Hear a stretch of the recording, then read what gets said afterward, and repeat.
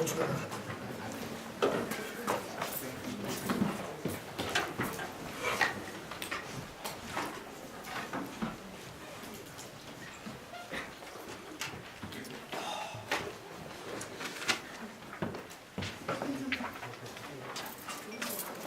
good morning everyone.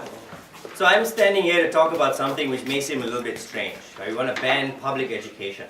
This thing that is so great. States that provide us free schools that all we can send our children to, free universities to give us the basic education that helps us fit into society to be all that we can be. I think while it may have some kind of noble aims, it's largely failed. If you look at public education in almost every country, there are more problems, more failures than success stories. Every country maybe except like Finland, right? Everywhere else, we think the public education grossly fails people. I'm going to tell you that the state abuses their position in public education to benefit itself, and it does a really, really poor job of performing public education. So we have 3 points on the proposition team. I'm going to talk about indoctrination, how the state uses public education to benefit its own position by shaping your minds and making you better in a position for the state to control. And I'm also I'm going to go on and talk about how state fails at providing mass education and why this whole mass education concept, no thank you Robin, is a failure. NC is going to come on and talk about the success of bottom-up stuff. And since NC lives at the bottom, he knows a lot about of bottom-up, community-driven approaches. All right. But briefly, first, so what exactly do we want? And here's a few steps of our model, which is not really a model, very simple stuff. Number 1, the state will not have any mandated exams. So and public education is not mandated. So no standardized exams by the states. There's no law that forces you to get this education, okay? 2, so the state doesn't provide any public schools or teachers or curriculum that everybody has to follow, right? 3, this debate is mostly about high schools and middle schools, elementary schools, not as much, university education. What the state will do is the state will A, help fund people's choices. The state will provide subsidies, maybe the state creates buildings, infrastructure, NGOs or churches or whoever else wants to provide education can apply to get help from the state, right? And the state can give people tax incentives and vouchers if they make these education choices. So the state may still end up spending the same amount of money on it. Okay. But we think that money is going to go a lot further. And what the other thing that states will do is the state will set some minimum accreditation standards. So rather than now the state from the top telling you what you should do, the state on the other hand say like, okay, you need to not do all of these different things. And if you can pass this bar. So just like what states do with restaurants. We're not going to tell you what you can serve, but we will tell you how clean your kitchen must be. Yes, Val? To what extent are you going to be providing free education and subsidies to these poor individuals and to the schools who want to build their own? To whichever extent the school can persuade the state that they're doing a good job in order to get it. And because right now it works in reverse.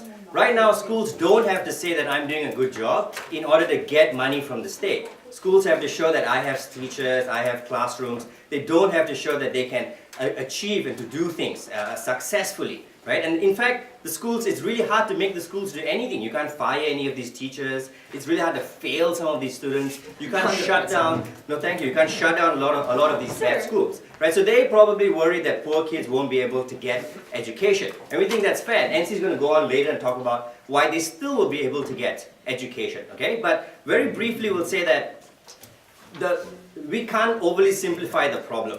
Just because you want everybody to go into a classroom doesn't mean everybody is getting education.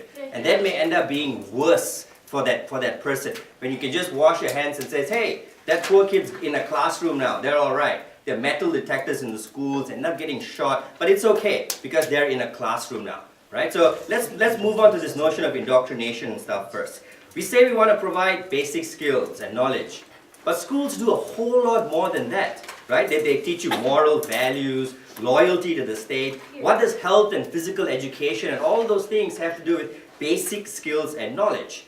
Truth is, schools or states use schools to benefit their position. They do all these things to save themselves money. If I don't want to save money in the long run, so I will help make you healthier now. I want you to learn science, and I want you to learn English, I want you to learn Chinese, because it's going to help the state now in the future. Right? I want you to do X, Y, and Z things. I want you to go into a sports program. I want you to do, no thank you Robin, all of these other different things because it benefits the state. These are political choices that states make, not choices based on those individuals. And we all say like, oh, that's what society wants. But who is society? And then you end up trusting the state. And this gives the state a huge amount of control over the things and the future of these children. And we think that creates a self-perpetuating position where the state is just looking out to make its own position stronger. Right? So the education here isn't just about ensuring that you know how to count numbers and learn how to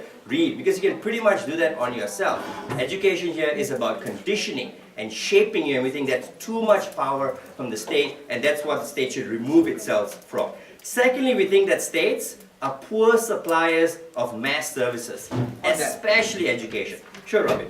Finland has already banned private schools in the 1970s. Currently, on every indicator such as PISA, it has the best public education system in the world. Explain that. For every one good example you'll give me, I will give you 10. In fact, not 10, I will give you 15. Hey, I can give you 20, right? Finland has like 10 people and a budget of $1 billion. So, and it's great that it works for Finland. And I'm really happy. But I don't like speaking Finnish. And I'm not going to live in Finland, right? But what about what happens in the rest of the world? You can come up and say this one example, this one country did it really well. But if what you're saying is public education is about providing access to everyone to get in, and the people right at the bottom, because the problem is not at the top, the problem is at the middle and at the bottom. The problem is for parents who care and want to do something, but they can't get access to those things. So let me talk about why they do a poor job, right? You can't hire and fire free. I talked about some of these things because the states are beholden to politics, to teachers, to budgets. See how panicked they are, just talking furiously. These arguments are awesome,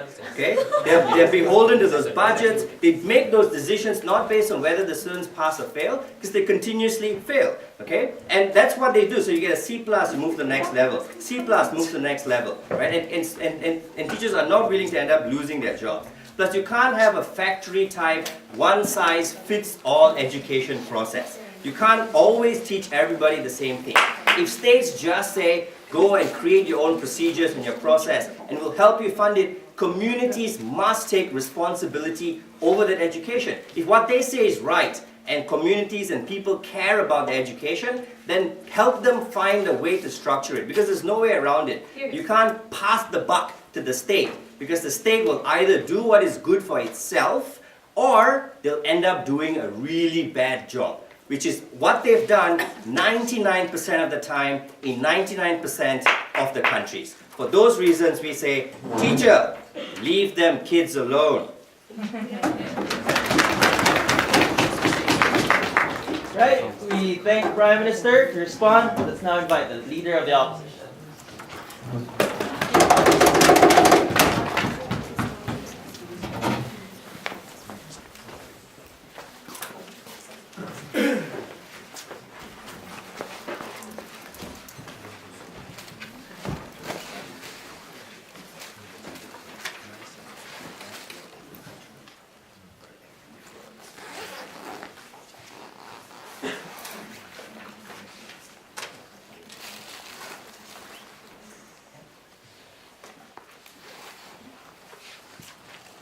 So ladies and gentlemen, so Logan just came up and said education system is actually failing and we need to protect these people from the failed education. But we don't think so. So we think under this current situation, the public education is actually successfully providing essential educational opportunity not for the middle class and rich class people, also the poor people as well. And moreover, we think it is essential to keep the best choice for individual kid and the best education quality that makes every single kid better off. Therefore, we are very proud to oppose. The situation we currently support is that we provide a free education for the poor people, and we provide subsidy for the middle class people, and we make sure that essential access for every single kid until the secondary education, Mr. Speaker. So we say it's this supporting the current situation. So it is we are extremely proud to oppose this motion. So I have three things to talk about. Firstly, I'd like to talk about the government's duty to guarantee the access to the education for the poor people. Secondly, I'd like to talk about the choice of the best choice of individual. This should be it should be allowed by choosing it from the various type of choice. Lastly, I'd like to talk about how quality of private education will likely to decrease by losing the competitor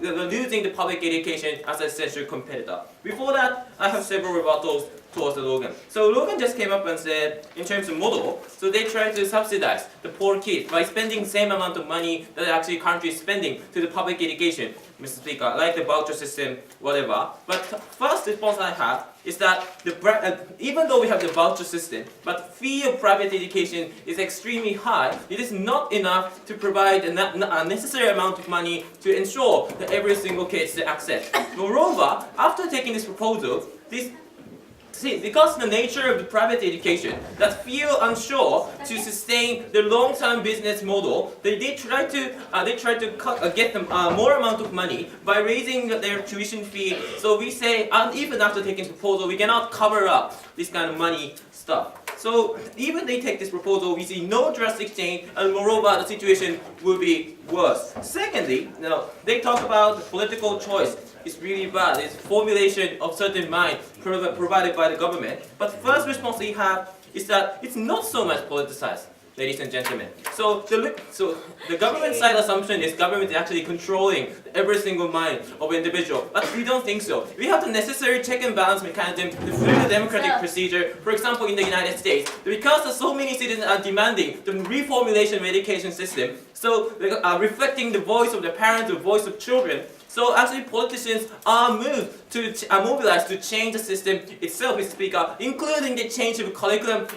Maybe they think this is an essential part of the government manipulation. Moreover, so even though this kind of politicization is happening, but it is essential to make sure the social cohesion, to make the rich people to give their wealth as a distribution of the wealth for the poor people, Mr. Speaker. Because the government is uniquely in the one that's using the rich people's money and redistributing to the poor, we say the certain level of politicization is necessary. No, thank you. So, secondly, they taught us, in the current situation, the public education is still failing. But first of all, as I told you, if it is actually failing, that we are able to improve by using the voice of individual, by introducing the lecturer from the outside. So we say it is not that much problematic. And moreover, even though this situation is happening, but it's fundamentally better off by providing no educational opportunity for the certain poor people. We say the current paradigm is better off. What's the point? Well, on poor people, just because we're poor people, the state doesn't give everybody free food, and you need to tell us why they should. But do you think it's okay for them to touch one version of history, like Japanese history, Korean history? You think that's cool? No, okay, this will be nice and my first point. So why government has a duty to guarantee the access of education for the poor? So we think just because their existence is right, that it means nothing if we cannot exercise it, Mr. Speaker. So that's why the government is actually ensuring that by facilitating the exercising of the rights of poor people, for example, the government is actually providing a fair trial, providing the free access to the public lawyer even for the poor people, Mr. Speaker. We say this kind of government actually having the moral duty to facilitate the poor people's rights who are in the position that are incapable to exercise it. No, thank you. And moreover, in the current situation, the cost is the huge barrier that exclude those poor people to the access of public education. No, thank you. So as I told you, first of all, this kind of private education is actually profit motive and try to get as much money as possible, excluding certain poor people that create a blood circulation that damages their management. No, thank you. So in the current situation, what we see is that poor kids, maybe they have the same talent, or maybe they have the certain skill to be a lawyer or doctor if they can access to the public education. We're not able to climb up the social ladder to get the essential educational opportunity to maximize their future prospect. It is fundamentally harmful for those kids. Secondly, about the choice of the best student. So their side of the house is accusing that the government provided education is one-sided, but we say that also that it is inevitable, but also that private education is also so much one-sided. For example, the religious school, for example, the school that actually providing so much educational, like the cramming, just preparing for the university entrance exam and ignoring the other stuff like culture or art or whatever. So we say that as long as there's so many unbalanced prioritization of subjects happening in the private education, the choice for the parents and choice for the children should be allowed to maximize the best choice ever. So last point of substantive is how after taking this proposal, the quality of private education will decrease. In the status quo, the private education has a huge motive to improve their own educational system, because otherwise the people go to the public education. They can go to the free access, they can go to the minimum standard level of education. So in the current situation, this situation incentivizes for the private education to hire the good teacher or introduce the better curriculum to compete against the public education. But after taking this proposal, they lose the huge and very strong enemy, and they actually they actually got the certain position. They actually got the certain people going to private school because people have no choice but to go to private school. So this creates a huge disincentive for those schools to improve the private education system. It essentially hurts not only the people in the poor, but also the people in the middle class. So for all those reasons, for the future prospect of the all kids, we are very proud to host. Right. We thank the leader of the opposition. We now invite the Deputy President. Yeah. Bottom feeder. So, Mr. Speaker, I know it is easy to talk about poor every debate because especially educators love the poor thing, right? But the problem is you never help the poor.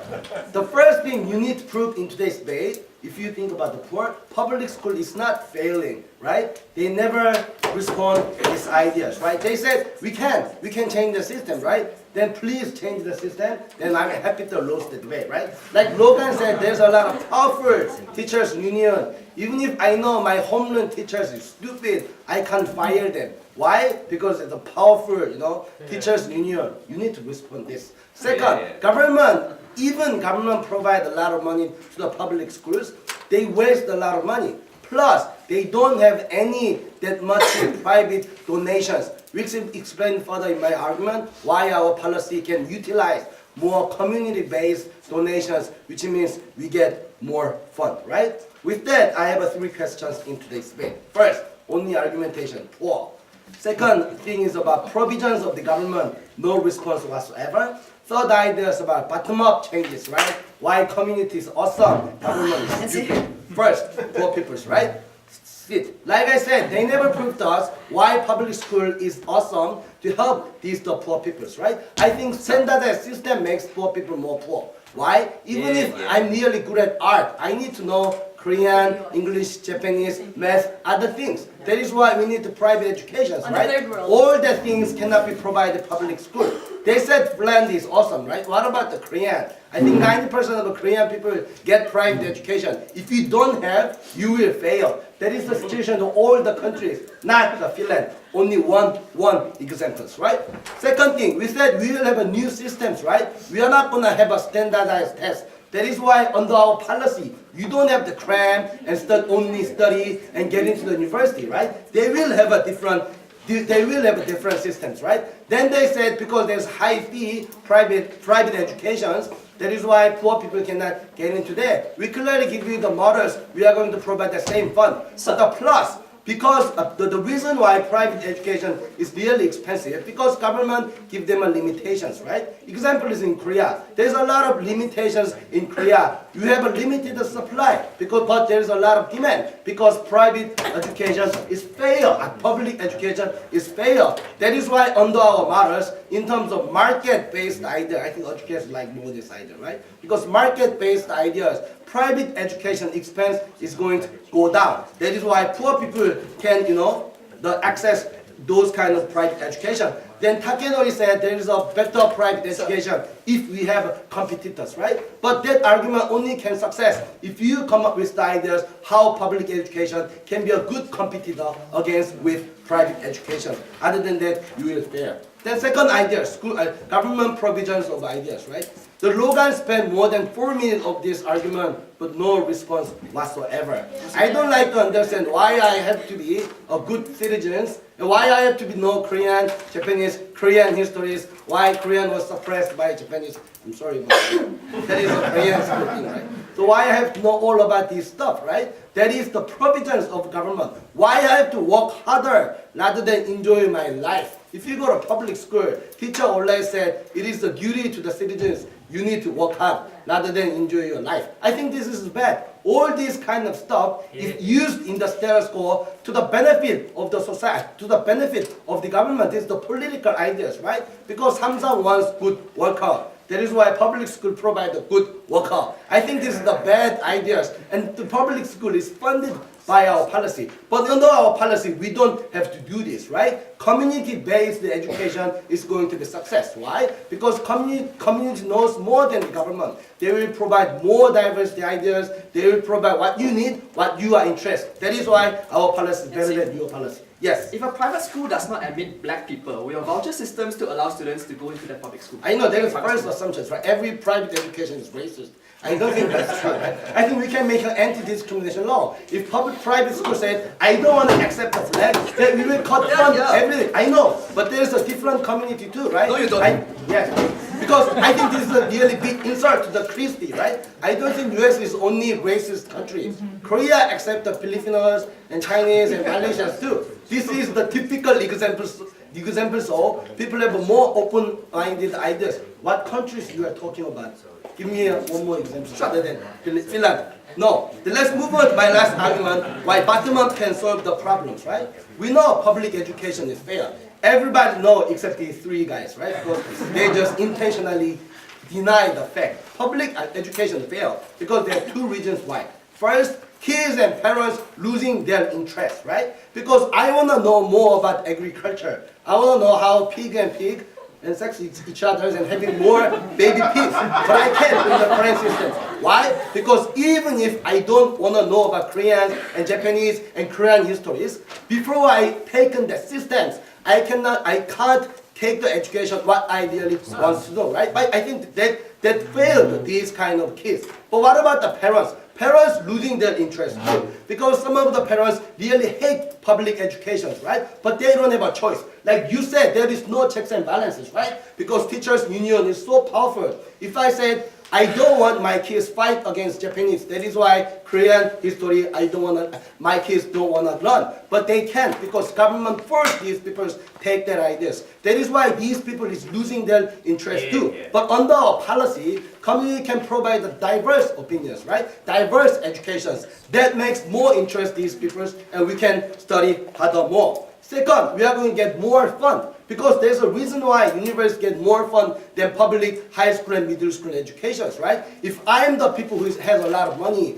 I don't want to fund the money to the public schools where teach the subject I don't want to interest. I don't want to know. That is why public school get less private fund. But there is the community-based public schools which can provide the same interest with me. I have a more interest to fund more money. Then we can solve the problems. One small classroom, 50 students is there, and one teacher teaching everything, right? Because we will get more fun. Furthermore, we think society improved a lot. Society progressed a lot. In the Middle Ages, only monk and professor should know about art. But society different right now. Every society thing, everybody have to know about art. This is not a privilege. This is a basic things. That is why society is not going to deny these people access their idea because we are progress, but government never progress. Mr. Speaker, before these guys successfully explain public school is success,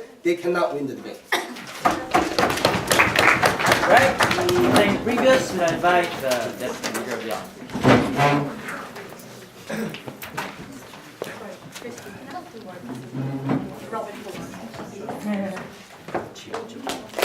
Oh shit.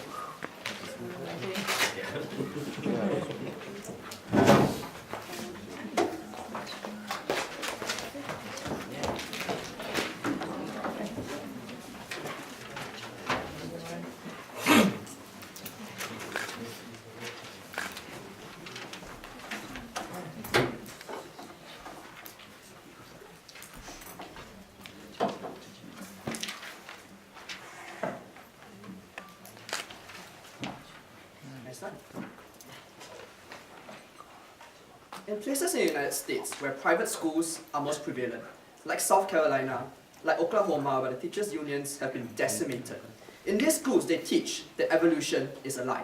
They teach that creationism, that there is an intelligent creator that created our universe 6,000 years ago. The amorphous community that he talked about just now is precisely the pre-existing regressive communities that already dominate these disenfranchised communities to begin with. And the core failure of their side is the failure to pinpoint exactly who will step in to fill the vacuum left by the state under that particular policy. And that will be the basis of my extension. I shall talk about two things. Firstly, can the state facilitate certain key public goods through public education?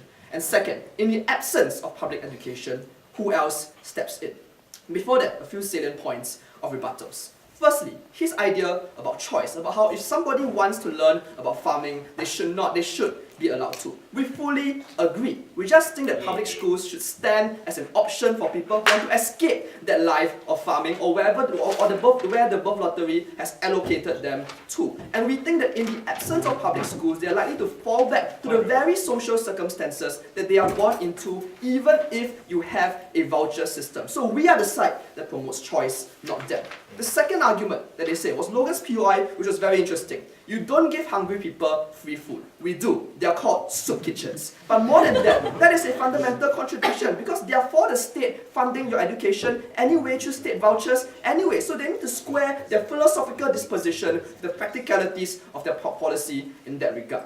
The next argument that they say is that it is bad if the state indoctrinates you. Two responses. In the first level, something Takinori told you, which is that the Department of Education in most countries are not politicized to begin with. Reforms like Race to the Top, for instance, are interested in things that are objective metrics like whether or not you actually do well in tests. But second, they are also okay with things like objective accreditation. Logan talked about accrediting basic standards in the schools. NC went even further by saying that schools should have anti-discrimination law. Within this is a concession that the state is justified in imposing certain key objective standards for the sake of the public good anyway. And if we can show you that there are certain public goods that the private sector cannot provide, we already win this debate. The last rebuttal is their blunt assertion that public education has failed simply because teachers' unions are screwed up. Firstly, it is not enough to just assert that when the vast majority of schools or of countries with the best schools in the world have public schools. Finland, France, Germany, all these are dominated by high-quality public schools with good education and a lot of funding, constantly topping stats like FISA. And here's the difference. They may be able to throw examples of public schools that fail, but that does not prove the fact that there's something inherently wrong with the government provision of services. We think that as long as we can show that the government can do this right, as they have in Finland, as they have in Germany, then there still is a value to public schools. In fact, even in the United States, that they've talked about here, the problem here is not inherent to government, but because there are not enough resources. In states like New York City, which has already implemented reforms like Race to the Top, like weakening the power of teachers' unions, we have seen better educational outcomes in these areas as well. So we don't think the public system is irretrievable. They can be good, they have proven to be good, and they need to debate with us on their worst case scenario as well. This brings me on to my 2 points of substantive later on. Firstly, the idea of the public good and why there are certain goods that require the public schools in order to implement. Firstly, this idea of how there is no inherent value to things like history and civics. That is not true. Things like history, civics, how you vote, how your country was founded, are an essential lexicon to ensure the participation in public life. If you're a poor person in Detroit, for instance, it is only through understanding the history of your country, participating in community organizing, in politics, that you can fight for the rights and the welfare of your company, of your country to begin with. And when the schools do not care about things like history, do not care about things like civics, you throw away these common reference points that the disenfranchised often require in order to advance themselves, both economically and politically as well. Because we have to acknowledge that the state does not compose of atomized individuals, it composes of communities as well. The second reason why we require the public good is the simple fact that private schools tend to work on economic metrics, such as how employable these individuals can be, which means that they will abandon other essential life skills like the humanities, like the arts, like civics, which are also essential to a well-rounded education to enable participation in public life. We're not saying that a math and science-centric curriculum is not good, but individuals should have a choice to opt into public schools if they think that is what benefits them. Hold on, after this this point. The last public good we talked about here is the issue of access, something they've never once engaged with because they think a voucher system can solve all these problems. The problem here is that the very good private schools are finite. They often exist only in rich neighborhoods, they're often very small, they often accept only a small number of people. So a relatively small number of poor people will be able to enter these rich private schools. The others will have nothing to fall back on. They either go to bad public schools they either go to bad private schools within their neighborhoods or no school at all. And as such, their ability to gain an education is compromised as well. Never engaged with by that side of the house. But you disagree. What is the incentive of the state to create an education system that creates citizenry that challenges the authority and position of the state?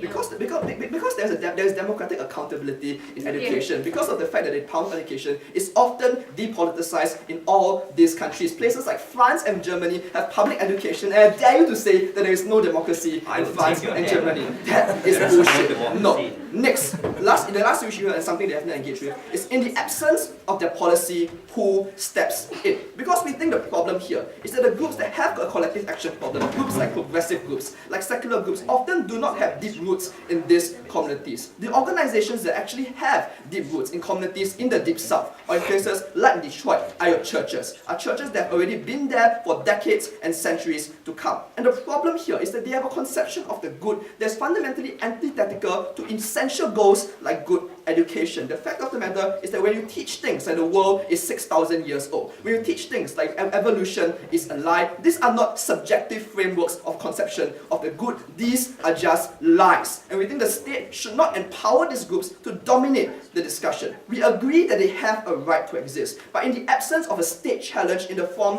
of public schools espousing a secular conception of the state, espousing things like civics, it is these organizations that will come to dominate their community and dominate the minds of the next generation. We thus think that the idea of a community taking over could in fact be pernicious to the education of these students, and that is why we require public school to act as a counterpoint. Ladies and gentlemen, it's easy to blatantly assert that public schools are bad, but history and evidence is not on their side. We need public schools, and that is why I'm immensely proud to oppose. Correct. We thank the previous. We now invite.